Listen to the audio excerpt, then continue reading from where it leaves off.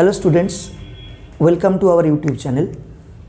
আজকে আমরা কম্পিটিটিভ এক্সামসে ম্যাথসের যে সমস্ত কোয়েশ্চেনগুলো বারবার করে আসছে সেগুলোর মধ্যে কয়েকটা নিয়ে ডিসকাস করব। প্রথম প্রবলেমটা যেটা আমরা বলবো সেটা হচ্ছে, ধরো একজন লোক একটা আর্টিকেল 15% প্রফিটে সেল করেছে। Had he bought it at 10% less, তিনি যদি 10% কম দামে কিনতে পারতেন জিনিসটা এবং 4 টাকা কম দামে যদি জিনিসটা বিক্রি করতে পারতেন, and sold it for ₹4 less, then there would have a profit of 25%, would have gained 25%। Find the cost price of that article. ওই দ্রব্যটার ক্রয় মূল্য কত ছিল। দেখো, আমরা কস্ট প্রাইস বা সিপিটাকে 100 রুপিস কনসিডার করলাম, কেনা দামটাকে 100 টাকা ধরছি। প্রথমে কি বলছিল, 15% প্রফিটে বিক্রি হচ্ছিল, তাহলে সেলিং প্রাইস নিশ্চয়ই 115। এবার বলছে লোকটি যদি 10% কম দামে জিনিসটা কিনতে পারতেন, তাহলে 100-এর 10% মানে 10 টাকা কম দামে কিনতে পারতেন। তাহলে রিভাইজ কস্ট প্রাইস বা আরসিপিটা হচ্ছে 100 10% কম মানে 10 টাকা কম, তার মানে 90 টাকা। আর কি বলছে, রিভাইজ সেলিং প্রাইস, সেটা বলছে 4 টাকা যদি কম হতো, তিনি যদি 4 টাকা কম দামে বিক্রি করতে পারতেন, তার মানে 115 - 4। এটা আমরা করব না, আমরা এখানে একটা নোট লিখে রাখছি, ₹4 লেস, এরকম একটা নোট লিখে রাখছি। সেক্ষেত্রে আর এই পোর্শনটাকে আমি ব্ল্যাঙ্ক রাখলাম। সেক্ষেত্রে আমার রিভাইজ প্রফিটটা কত হচ্ছে, 25%। এই 25% প্রফিটটা কার ওপর হচ্ছে, এই 25% প্রফিটটা রিভাইজ কস্ট প্রাইসের ওপর হচ্ছে। অর্থাৎ এই 90 টাকার 125% সেটাই হচ্ছে নতুন সেলিং প্রাইস। এটা যদি 25 দিয়ে এলিমিনেট করি, এটা 5, এটা 4, এটা দিয়ে কাটলে 22.5, এটা মাল্টিপ্লাই করলে 112.50। অতএব যদি রিভাইজ প্রফিটটা 25% হয়, compare to that revise cost price ₹90, revise selling price must be ₹112.50। 112 টাকা 50 পয়সা নতুন বিক্রয় মূল্য হলো। আগের বিক্রয় মূল্য কত ছিল, 115। এখনকার সেলিং প্রাইস 112 টাকা 50। And difference between that two, এই দুটোর পার্থক্য কত, আমাদের হিসাবে এই দুটোর পার্থক্য জাস্ট 2.5 টাকা, 2.5। আমাদের যেটা 2.5 বেরিয়েছে, আমরা যে হিসাবটা করেছি তার রেসপেক্টে কোশ্চেন আমাকে সাপোর্ট দিয়েছিল 4 টাকা লেস, তার মানে 2.5, 2.5 আইডেন্টিক্যাল 4, 1 আইডেন্টিক্যাল কত হবে, 4/2.5। আর আমাকে তো বার করতে হবে কস্ট প্রাইস, মানে ইনিশিয়াল কস্ট প্রাইস, সেটা তো আমরা কনসিডার করেছিলাম 100। তাহলে 100 আইডেন্টিক্যাল কত হবে, 100 আইডেন্টিক্যাল হবে 4/2.5 ইন্টু 100। এটার ক্যালকুলেশন করলে তোমরা 160 টাকা পাবে। তার মানে অরিজিনাল কস্ট প্রাইস ছিল আর্টিকেলটার 160 টাকা। আমি প্রবলেমটা আরেকবার বলছি, এটা এক্স ধরে করলে অনেকটা বড় হয়ে যেত। আমরা ধরলাম অরিজিনাল কস্ট প্রাইস হচ্ছে 100 টাকা, 15% প্রফিটে প্রথমে ইনিশিয়ালি সেল করেছিল, তাহলে সেলিং প্রাইসটা 115 রুপিস। পরে বলছে যদি সে 10% কম দামে কিনতো, তাহলে নতুন কস্ট প্রাইসটা হতো 90 টাকা। 4 টাকা কম দামে যদি সে বিক্রি করতে পারতো, 4 টাকা কম দামে যেটা বিক্রি করবে সেটাকে আমি একটা নোট হিসাবে লিখে রাখলাম, ₹4 লেস। সেক্ষেত্রে রিভাইজ প্রফিট বা নতুন প্রফিটটা হবে 25%। And undoubtedly that profit 25% based on that revise cost price, ওই কস্ট প্রাইসের ওপর সে বেস করে থাকবে। তার মানে 90 টাকার 125% হবে নতুন বিক্রয় মূল্য, রিভাইজ সেলিং প্রাইস, সেটা আমরা ক্যালকুলেট করে পেলাম 112.50। Now our initial selling price, সেটা আমাদের ছিল 115, এখনকার selling price 112.50, and difference between that two is 2.5, যেটা আমার কাছে 2.5, কোশ্চেন আমাদের সেটা বলছে 4 টাকা কম। তাহলে 2.5 আইডেন্টিক্যাল 4, 1 আইডেন্টিক্যাল কত, আর আমরা তো ধরেছিলাম 100 রুপিসটা আমাদের ছিল কস্ট প্রাইস, 100 আইডেন্টিক্যাল কত, এটার ক্যালকুলেশন করলাম ₹160।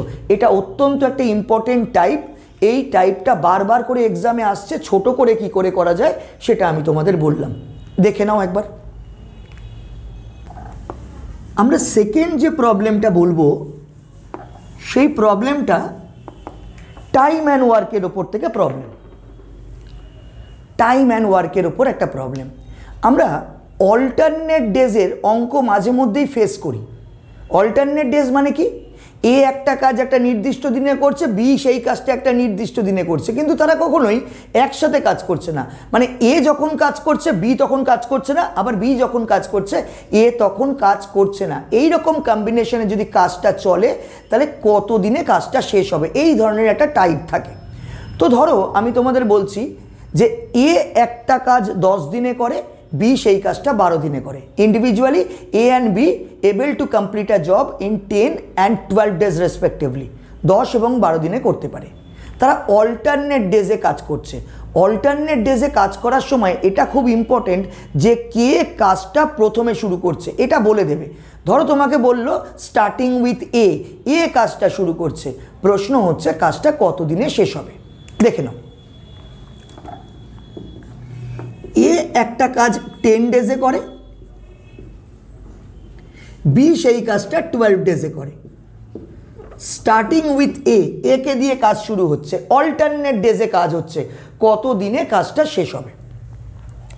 আমরা কি করব, এ কাজটা 10 ডেজে করে, বি কাজটা 12 ডেজে করে। আমরা এই 10 এবং 12 একটা এলসিএম তৈরি করব। 10 এবং 12 লসাগু হয় 60। আমরা কি পেলাম 60, এই 60টা হচ্ছে টোটাল এত ইউনিট কাজ, টোটাল ইউনিটটা হচ্ছে 60 ইউনিট কাজ। তো 60 ইউনিট কাজ এ যদি 10 ডেজে করে তাহলে অবশ্যই এর এফিসিয়েন্সি 60/10 দ্যাট ইজ 6, বি এর এফিসিয়েন্সি 60/12 দ্যাট ইজ 5। এবার এর এফিসিয়েন্সি পেলাম, বি এর এফিসিয়েন্সি পেলাম, কিন্তু এ আর বি এর কম্বাইন্ড এফিসিয়েন্সি বলে যে কনসেপচুয়াল ব্যাপারটা থাকে সেটা কিন্তু একসাথে কাজ করলে থাকে। এরা তো কখনোই একসাথে কাজ করছে না। তাহলে এখান থেকে আমি কি বলবো, এর একদিনের কাজ, বি এর একদিনের কাজ, আলটিমেটলি 2 ডেজের কাজ এবার হচ্ছে 2 দিনের কাজের মধ্যে এবার এদের কম্বাইন্ড এফিসিয়েন্সিটা পাবো। কত, এর হচ্ছে 6 ইউনিট, বি এর হচ্ছে 5 ইউনিট, টোটাল 11 ইউনিট। এই এত ইউনিট কাজ কারা করছে, এ আর বি মিলিয়ে করছে। কদিনে করছে, 2 দিনে করছে। এই 60 ইউনিট কাজের মধ্যে, এই 60 ইউনিট কাজের মধ্যে 11 ইউনিট কাজ কতবার আসবে, how many Times that 11 unit work within 60 unit, we have to find out that number only. কতবার আমরা ক্যালকুলেট করলে জানি এটা 5 হোল 5/11 টাইমস এতবার আসবে। 5 পূর্ণ 5-এর 11 বার আসবে। তাহলে পূর্ণ সংখ্যক কয়বার এলো, 5 বার। এই 11 ইউনিট কাজ কতবার পূর্ণ সংখ্যক এলো, সেটা হলো 5 বার। তাহলে 5 বার মানে কি, এক এক বার মানে হচ্ছে 2টো করে দিন। তাহলে টাইমের হিসাবটা আমরা করি, টাইম এক এক বার মানে 2 দিন। এই 5 বারে 5 দুগুণে 10 দিন, 10 ডেজ। এক এক বারে কাজ হচ্ছে 11 ইউনিট। এই 5 বারে কাজ হচ্ছে টোটাল কত ইউনিট হলো, টোটাল ইউনিট হচ্ছে 5 × 11 55 ইউনিট। এতখানি কমপ্লিটেড। এইবার রিমেনিং কত ইউনিট বেঁচে রইল, রিমেনিং ইউনিট হচ্ছে আর ইউটা হচ্ছে 60 - 55 5 ইউনিট। এই ইউনিটটা এখনো বেঁচে রয়েছে। দেখো এই যে 2 দিনের কাজ, 2 দিনের কাজ মানে হচ্ছে 11 ইউনিট কাজ। 2 দিনের কাজ মানে প্রথম দিন এ এর কাজ, দ্বিতীয় দিন বি এর কাজ। তাহলে এই যে 5 বার, 5 বারের প্রথমবার এ, দ্বিতীয়বার বি, দ্বিতীয় ঘন্টা বা দ্বিতীয় দিনে বি, হয়ে গেল একবার।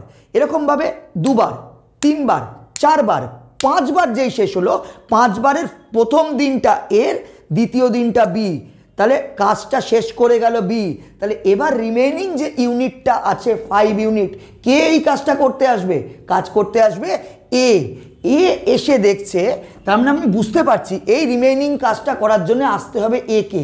এ এসে কি দেখছে, এ এসে দেখছে যে 5 ইউনিট কাজ বেঁচে আছে। এর এফিসিয়েন্সি কত, এর এফিসিয়েন্সি 6।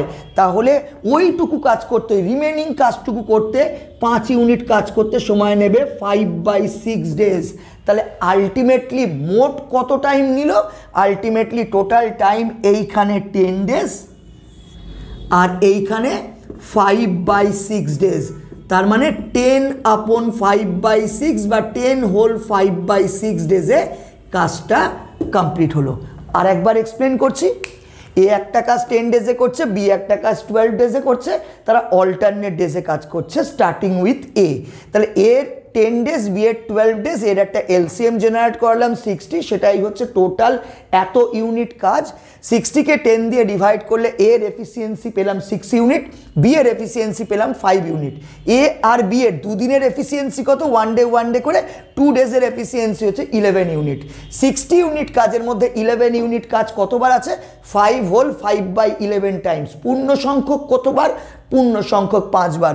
এক এক বার মানে দুটো করে দিন, 5 বারে 10 দিন, এক এক বারে 11 ইউনিট, 5 বারে 55 ইউনিট। এখনো রিমেনিং ইউনিট 60 - 55, 5 ইউনিট। এই কাজটা কে করতে আসবে? একটু আগে এক্সপ্লেন করলাম, বি শেষ করেছিল, এ কাজ করতে আসবে। এ এসে দেখে 5 ইউনিট কাজ বাকি আছে, এর এফিসিয়েন্সি হচ্ছে 6, তাহলে এ ওই রিমেনিং পার্টটা 5/6 ডেজে কমপ্লিট করে দেবে। তার মানে টোটাল টাইম নেবে 10 + 5/6, দ্যাট ইজ 10 হোল 5/6 ডেজ। এখানে অনেকের এই প্রশ্নটা থাকতে পারে, এই 5/11 টাইমস এই পার্টটাকে আপনি কেন দেখালেন না, এটা কোথায় গেল? এই পার্টটার কোনো হিসাব তোমাদের করতে হবে না, কারণ ব্যাক এন্ডে অটোমেটিক্যালি এটা জেনারেট করেই গেছে। কোনটা বলো তো? এই যে 5 ইউনিট কাজ মানেই 5-এর 11 টাইমস, কারণ 1 ইউনিট মানে এক এক বার মানে তো 11 ইউনিট, 5-এর 11কে 11 দিয়ে মাল্টিপ্লাই করো, ওই 5 ইউনিট বেঁচে থাকবে। তাই আমি বলি কখনো এই ফ্র্যাকশনাল ভ্যালুটাকে তোমরা কনসিডারেশনের মধ্যে আনবে না, ও অটোমেটিক্যালি জেনারেট করে যাবে। এটা অত্যন্ত। একজন লোক, সে ধরো কোনো একটা আর্টিকেল পারচেস করতে গেছে, গিয়ে দেখে আর্টিকেলটার প্রাইস 20% কমে গেছে। সে সুগার প্রাইস, একটা কমোডিটি সুগার প্রাইস 20% কমে গেছে। তো চিনির দাম 20% কমে যাওয়াতে ওই লোকটি 100 টাকায় আগের থেকে 2 কেজি চিনি বেশি পাচ্ছে। চিনি কিনতে গেলেন, চিনির দাম 20% কমে যাওয়াতে, মানে প্রতি কেজিতে 20% কমে যাওয়াতে 100 টাকায় তিনি আগের থেকে 2 কেজি বেশি চিনি কিনতে পারছেন। প্রশ্ন হচ্ছে চিনির অরিজিনাল প্রাইস বা প্রিভিয়াস প্রাইস পার কেজি কত? চিনির প্রেজেন্ট প্রাইস বা রিডিউসড প্রাইস পার কেজি কত? অনেকভাবে তোমরা অঙ্কটাকে দেখেছো, ডেসক্রিপটিভে এক্স ধরে অনেকে শিখেছো, কেউ ফর্মুলার মাধ্যম দিয়েও শিখেছো, ax/100 ± x × n বা ax/100n। তো আমার মনে হয়েছে যে এই অঙ্কটাকে এর বাইরেও আমরা কিছু করতে পারি, আমি সেইটা আলোচনা করব। মানে কনভেনশনাল মেথডে যা হয়েছে সে তো সবাই আমরা মোটামুটি জানি, তার বাদ দিয়ে কি করা যায় আমরা সেটা দেখব। বলছে চিনির প্রাইসটা 20% ডিক্রিজ করেছে, তার ফলে কি হয়েছে? 100 টাকায় আগের থেকে 2 কেজি মোর বেশি চিনি পাওয়া গেছে। প্রশ্ন হচ্ছে, প্রশ্ন দুটো, প্রিভিয়াস প্রাইস পিআরভিটা প্রিভিয়াস প্রাইস বা অরিজিনাল প্রাইস প্রতি কেজি কত, আর প্রেজেন্ট প্রাইস প্রতি কেজি কত। আমরা এই 20% ডিক্রিজ, এইটাকে আমরা এরকমভাবে ভাববো, 20% মানে কত? 20/100 মানে 1/5। তাহলে আমি ধরবো প্রিভিয়াস প্রাইস ছিল আমার 5 টাকা, আর প্রেজেন্ট প্রাইস তো 1 টাকা কমবে, 5 - 1 4 টাকা, এটা আমার প্রেজেন্ট প্রাইস। প্রেজেন্ট প্রাইস আর একবার বলি, এই যে ফ্র্যাকশন পার্টটা আমার কাছে জেনারেট করলো 1/5, তার 5টা হচ্ছে আমার প্রিভিয়াস প্রাইস, 1 টাকা যেহেতু কমছে তাহলে প্রেজেন্ট প্রাইস 4 টাকা। আমি এটা বোঝার চেষ্টা করব, এই 100 রুপিসে আগে আমি কত কেজি চিনি পেতাম। 5 টাকা করে হলে 100 টাকায় আগে পেতাম 100/5 মানে 20 কেজি। 4 টাকা করে হলে 100 টাকায় এখন আমি পাচ্ছি 25 কেজি। এই যে দুটো ডিফারেন্স, এই দুটো ডিফারেন্স হচ্ছে 5 কেজি। প্রশ্নে আমাকে বলেছে এই ডিফারেন্সটা 2 কেজি। তো এইটাকে আমি আইডেন্টিক্যাল একটা রিলেশনে নিয়ে যাব, কিন্তু নেওয়ার সময় আমাকে বুঝতে হবে এই টু আইডেন্টিক্যাল, এই যে two, that two identical with 5, দুই আইডেন্টিক্যাল 5, আমাকে দুটোর ভ্যালু বার করতে হবে। একটা হচ্ছে এই 5 আর একটা হচ্ছে এই 4। দুই যদি 5 হয়, এক হবে 5/2, 4 কত হবে 5/2 ইন্টু 4 মানে 10 টাকা। 4 আমার কি ধরা ছিল, প্রেজেন্ট প্রাইস, তাহলে প্রেজেন্ট প্রাইস হচ্ছে 10 টাকা পার কেজি। এবার 4-এর ভ্যালু বার করেছিলাম প্রেজেন্ট প্রাইস, এবার প্রিভিয়াস প্রাইস 5-এর ভ্যালু বার করব। 1 যদি 5/2 হয়, 5 হবে 5 5 যা 25/2, 12.5 টাকা। অতএব প্রেজেন্ট প্রাইসটা হচ্ছে 10 টাকা প্রতি কেজি, আর প্রিভিয়াস প্রাইসটা হচ্ছে 12.5 টাকা প্রতি কেজি, 12.50 পার কেজি। আর একবার এক্সপ্লেন করছি, 20% ডিক্রিজ করছে মানে 1-এর 5 যদি ফ্র্যাকশানে আনি, তাহলে 5 টাকা আগের প্রাইস হলে এখন প্রাইস 5 - 1 4 টাকা প্রতি কেজি। 100 টাকায় আগে পাচ্ছিলাম 100/5 20 কেজি, 100 টাকায় এখন পাচ্ছি 25 কেজি। এই ডিফারেন্সটা 5 কেজি, যেটা কোশ্চেন আমাকে বলছে 2 কেজি, সেটা আমি ধরেছি 5 কেজি। তো 2 আইডেন্টিক্যাল 5, 1 আইডেন্টিক্যাল কত, আমি দুটো ভ্যালু বার করব। একটা 4-এর value that is present price which is equivalent to ₹10, আর একটা 5-এর value which is equivalent to 12.50। খুব খুব পরিচিত একটা অঙ্ক এবং প্রচুর বার কম্পিটিটিভ এক্সামসে এসছে, সামনেও প্রচুর, যখনই তোমরা এক্সাম দেবে তোমরা এই কোশ্চেনটাকে পাবে। তো একটু ভালো করে বুঝে নাও। অঙ্কটাকে করে ফেললেই হলো না, এবার আমাদের উদ্দেশ্য হচ্ছে অঙ্কটাকে আমাদের কনসেপচুয়াল, মানে আমাদের যে কনসেপশন জেনারেট করেছি আমরা, তাই দিয়ে কিভাবে ছোট করে অঙ্কটা করতে পারি। So this is all about today. প্রত্যেকে ভালো থেকো, সুস্থ থেকো, টাটা।